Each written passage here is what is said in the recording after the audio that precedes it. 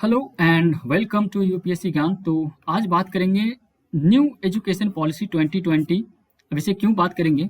क्योंकि आज इसे कैबिनेट के द्वारा अप्रूवल मिल गया है। तो इस वीडियो में देखेंगे कि इसके सैलिएंट फीचर्स क्या क्या हैं और क्या क्या एजुकेशन में चेंजेस लाए गए हैं। तो इन सब बातों को जानेंगे। ओके, तो सबसे पहले देखिए, न्यू एजुकेशन पॉलिसी जो था, सबसे पहले इसे फ्रेम किया गया था 1986 में और एग्जिस्टिंग पॉलिसी है ये, तो अभी तक यही चल रहा था। और हालांकि इसे 1992 में 1992 में इसमें कुछ इसे रिवाइज किया गया था। और 2014 में जब जनरल इलेक्शन हुए थे तो बीजेपी जो है उनके मैनिफेस्टो में ये था कि वो न्यू एजुकेशन पॉलिसी को लाएंगे। और फाइनली 2014 से लेकर के अब तक उठापटक करते ये 2020 में से फाइनल इसे ड्राफ्ट कर दिया गया है। ओके, तो इसके बारे में थोड़ा सा जान लेते हैं, कुछ बातें डिटेल में जो हमारे एग्जाम के दृष्टिकोण से महत्वपूर्ण है और वैसे भी जानना चाहिए। तो एक पैनल बनाया गया था जो इसरो के फॉर्मर चेयरमैन थे, उनका नाम था, इसरो के चीफ थे, ओके, के कस्तूरी रंजन, और इन्होंने अपना रिपोर्ट सबमिट किया था, ड्राफ्ट सबमिट किया था, जो union human resource development minister हैं Ramesh Pokhriyal Nishank, okay, last year. तो ये अब इसके बारे में जानेंगे कि और इसके जो पैनल थे ना, ड्राफ्टिंग एक्सपर्ट्स जो थे, तो इसको हेड किया जा रहा था कैबिनेट सेक्रेटरी जो पहले के रहे हैं TSR Subramanian, okay, and farmer HRD ministry जो थे पहले जो थे स्मृति ईरानी थी निशंक पोखरियाल के पहले, ओके। तो अब बात करते हैं कि न्यू एजुकेशन पॉलिसी में क्या क्या रिफॉर्म लाएगा। तो सबसे पहला जो रिफॉर्म जो बीजेपी गवर्नमेंट बनने के बाद चलना एक प्रथा स्टार्ट हुआ था, रीनेमिंग, नाम चेंज करना। तो इसका नाम बदल दिया गया है, HRD मिनिस्ट्री का नाम बदल के एजुकेशन मिनिस्ट्री कर दिया गया है, इसे ध्यान में रखें। और ये पॉलिसी जो है, ये न्यू एजुकेशन पॉलिसी 2019 में से ड्राफ्ट किया गया था और इसे पब्लिक किया गया था जून में, ओके, लास्ट ईयर जून में इसे पब्लिक डोमेन में रखा गया था। और काफ़ी सारे इसके सजेशंस आए जो हमारे विभिन्न स्टेक होल्डर्स होते हैं, इंक्लूडिंग पब्लिक स्टेक होल्डर्स जो हैं सारे।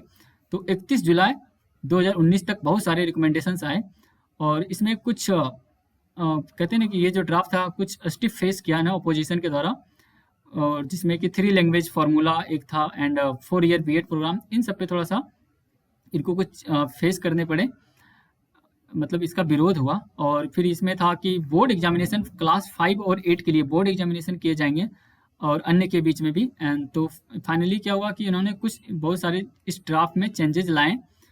तो थ्री लैंग्वेज फार्मूला क्या होता है? 3 लैंग्वेज का मतलब 3 लैंग्वेज। तो ये फार्मूला बेसिकली है क्या? तो ये फार्मूला जो है इसे 1968 में इसे लाया गया था ये फार्मूला। तो इसमें फर्स्ट, जैसे देखिए इसमें सबसे सिंपली आप समझते हैं कि फर्स्ट लैंग्वेज, सबसे पहले आप समझिए फर्स्ट लैंग्वेज में करना। तो फर्स्ट लैंग्वेज जो है वो है मदर टंग। मदर टंग जो हमारे मातृभाषा होता है, मदर टंग होता है। और मदर टंग और रीजनल लैंग्वेज कह सकते हैं, regional language, okay. Second language जो होता है वो होता है हिंदी स्पीकिंग, जैसे हिंदी स्पीकिंग जो स्टेट है, हिंदी स्पीकिंग स्टेट जो हैं, यहाँ पे मदर जो लैंग्वेज होगा, मदर टंग लैंग्वेज जो होगा, और मदर टंग कह सकते हैं, तो ये होगा हिंदी, ओके, यानी कि मॉडर्न इंडियन लैंग्वेज होगा। और इंग्लिश हो सकता है, और ये हो सकता है इंग्लिश। लेकिन नॉन हिंदी स्पीकिंग जो स्टेट है, ठीक है, नॉन हिंदी स्पीकिंग स्टेट्स, तो यहाँ पे हिंदी और इंग्लिश होंगे। और तीसरा लैंग्वेज जो होगा, थर्ड लैंग्वेज जो होगा वो क्या होगा?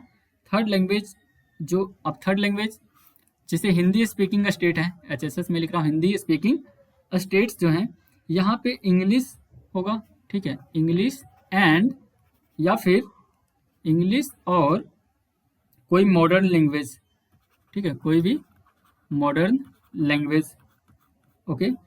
और नॉन हिंदी स्पीकिंग स्टेट्स में होगा इट विल बी इंग्लिश और ये मॉडर्न इंडियन लैंग्वेज, यानी कि कोई साउथ इंडियन लैंग्वेज आप तमिल, तेलुगु, ये एक्स्ट्रा आप सिखा सकते हैं।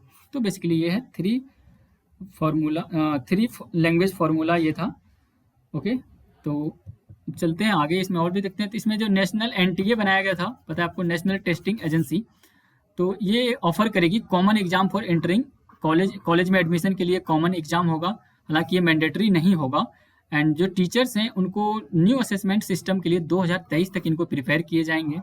और एवरी चाइल्ड, जितने बच्चे उनके लिए वोकेशनल स्किल उनको लेना होगा by the time they complete school. जब से वो स्कूल कंप्लीट करेंगे तो इनको वोकेशनल मतलब जैसे कुछ ट्रेड के बारे में जानकारी, क्राफ्ट के बारे में जानकारी, ये सब वोकेशनल चीज़ें उनको प्रोवाइड कराए जाएंगे।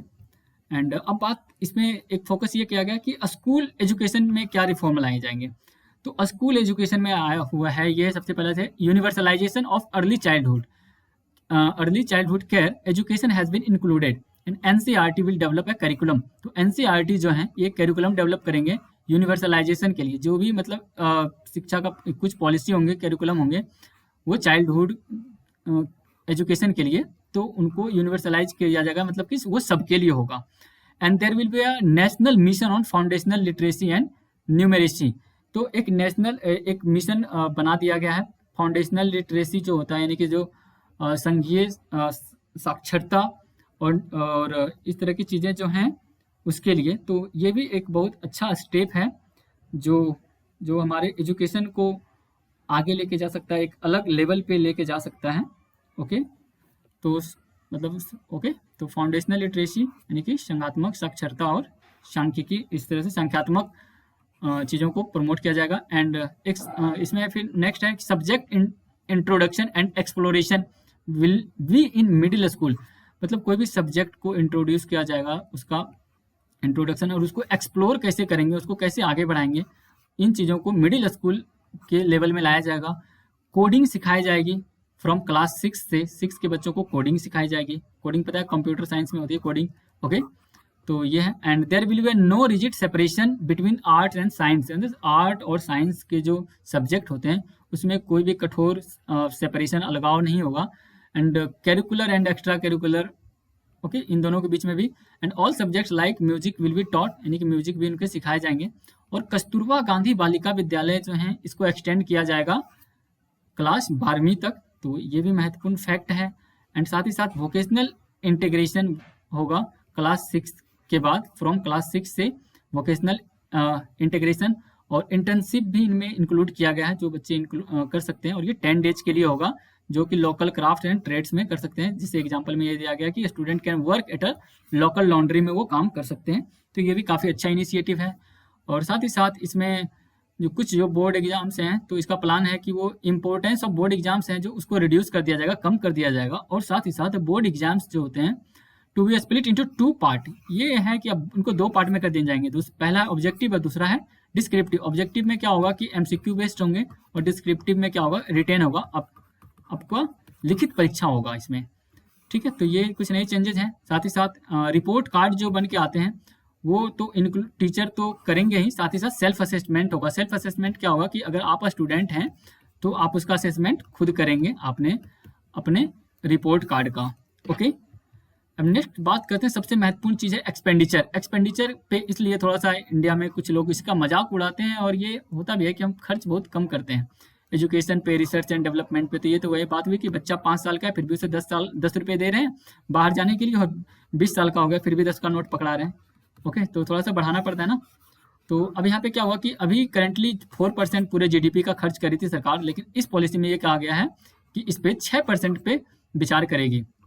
और सेंट्रल और स्टेट गवर्नमेंट जो है वो साथ में काम करेंगे, जिससे कि 6% ऑफ जीडीपी जो होगा खर्च, जीडीपी का 6%, तो उसको अचीव किया जाए। दोनों मिलके साथ साथ करेंगे, सेंटर और स्टेट मिलके।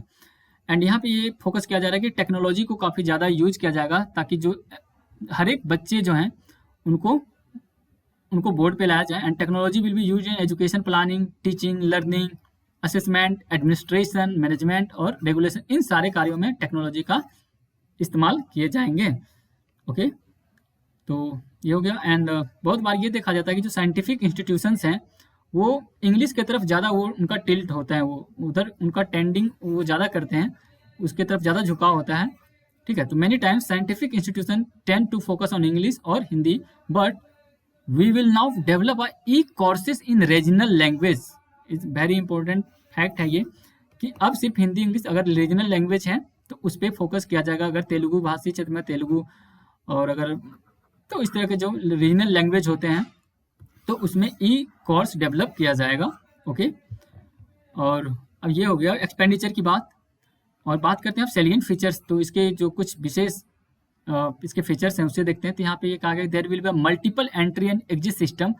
तो आप एंट्री मतलब आप प्रवेश कर सकते हैं, एग्जिट मतलब निकास। तो आप किसी भी कोर्स से बाहर जा सकते हैं, आ सकते हैं आसानी से। And through academic bank of credit. Okay, तो तो ये जो है देखिए, ये क्या है एकेडमिक बैंक क्रेडिट क्या होता है। एकेडमिक बैंक क्रेडिट ये होता है कि आप अगर किसी यूनिवर्सिटी में कॉलेजेस में पढ़ते हैं तो वहाँ पे आपका जो एफर्ट होता है, और आपके वर्क का असेसमेंट किया जाता है, उसके आधार पे आपके एग्जिट और एंट्रेंस को इंश्योर किया जाएगा। तो basically academic bank of credit का मतलब ये होता है, इससे बैंक से कोई लेना देना नहीं है। And a student will be able to take a sabbatical and return to their studies after a period of time to be determined by the Higher Education Commission जो बनाया गया था HEC। तो उसके द्वारा कोई भी स्टूडेंट को मतलब कहते हैं ना कि रेस्ट पे जाना। बेसिकली सब्बैटिकल का मतलब होता है रेस्ट। मतलब आप ब्रेक ले रहे हैं, तो इसके द्वारा आपको मिलेगा। And student will be able to choose major and minor subjects. तो स्टूडेंट के पास ये अब राइट है कि वो कोई मेजर सब्जेक्ट और माइनर सब्जेक्ट को चूज कर सकते हैं। There will be graded autonomy for colleges. तो ग्रेडेड ऑटोनॉमी इनको मिलेगी, ग्रेडेड स्वायत्तता है ना कॉलेजेस को। And there will be a fee fixation, ये भी अच्छी बात है, within board regulatory framework. तो जो रेगुलेटरी फ्रेमवर्क होंगे हमारे एजुकेशन इंस्टीट्यूशन के, तो वहाँ पे फी को फिक्स कर दिया जाएगा। तो उसमें मतलब इंक्रीज और डिक्रीज जैसे कहते हैं ना कि उसमें ज़्यादा उतार चढ़ाव नहीं देखे जाएंगे। एंड नेक्स्ट कुछ और फैक्ट हैं। तो यहाँ पे देखिए हायर एजुकेशन सेक्रेटरी जो हैं ये अमित खरे हैं। तो इसमें ये कह रहे हैं कि he has got a new education policy after 30 year. मतलब आप देख सकते हैं 1986 में आया था एजुकेशन पॉलिसी, अब आ रहा है 2020 में। तो खैर ये इतना महत्वपूर्ण बात है नहीं, थोड़ा सा जान लीजिए। National policy on education was created in 1986 and has been continuing till today. तो ये जैसे स्टार्टिंग में मैंने बताया कि एग्जिस्टिंग जो था ये अभी तक चल रहा था, लेकिन अब जो चलेगा वो हो जाएगा न्यू एजुकेशन पॉलिसी 2020। और यहाँ पे देखिए कि इसमें ये कहा गया कि 2.5 लाख ग्राम पंचायत, पूरे इंडिया में 2.5 लाख ग्राम पंचायत हैं, तो उनको अप्रोच किया गया इसके लिए।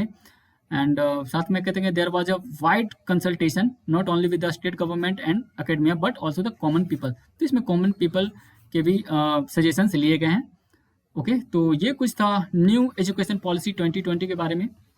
एंड तो आई होप डिस्कशन आपको अच्छा लगा हो। एंड अगर आपके कुछ क्वेरी हैं, कोई सजेशन है, तो आप कमेंट बॉक्स में दे सकते हैं, स्वागत है। So thank you very much.